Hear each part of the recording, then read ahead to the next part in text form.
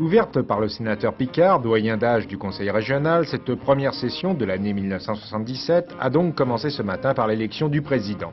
Élection sans surprise puisque Jean Chamand, président depuis 1974, année de mise en place de l'établissement public régional, a été reconduit dans ses fonctions pour la 4e fois.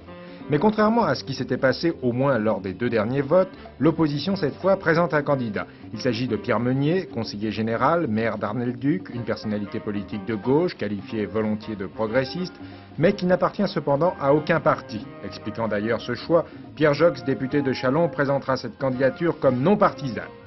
Pour autant, l'élection de Jean Chamand, représentant unique de la majorité, n'apparaît pas menacée.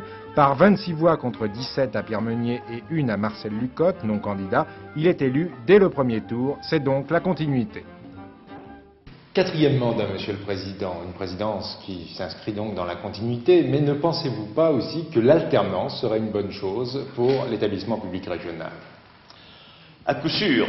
En tout cas, la réponse à votre question vient de vous être apportée par mes collègues qui ont estimé que je me devais de continuer l'œuvre qui a été entreprise.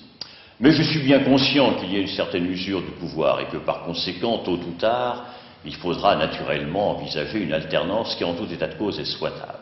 Vous ne vous fixez pas d'échéance? Je ne me fixe pas d'échéance, il appartient à mes collègues d'en décider eux-mêmes. Au moment où on s'interroge sur l'avenir des institutions régionales, comment les voyez-vous, vous personnellement, ces institutions, compte tenu, et vous l'avez dit vous-même, que certaines de vos initiatives se sont heurtées jusqu'à présent à une série d'interdictions et même de proscriptions? Oui, il est évident que la place de la région dans l'ensemble de l'organisation administrative n'est pas encore tout à fait fixée.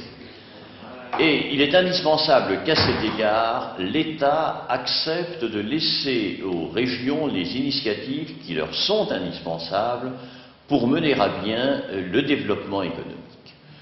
Il est tout de même assez frappant de constater que la loi de 1972 qui a établi les régions a fixé des limites à leur action. Nous ne demanderons pas à aller au-delà de ces limites, mais nous demandons simplement à exercer l'ensemble des pouvoirs qui nous ont été confiés. Et je pense par conséquent qu'il serait maladroit et contraire à l'intérêt bien compris de l'aménagement du territoire d'empêcher les régions de jouer leur rôle.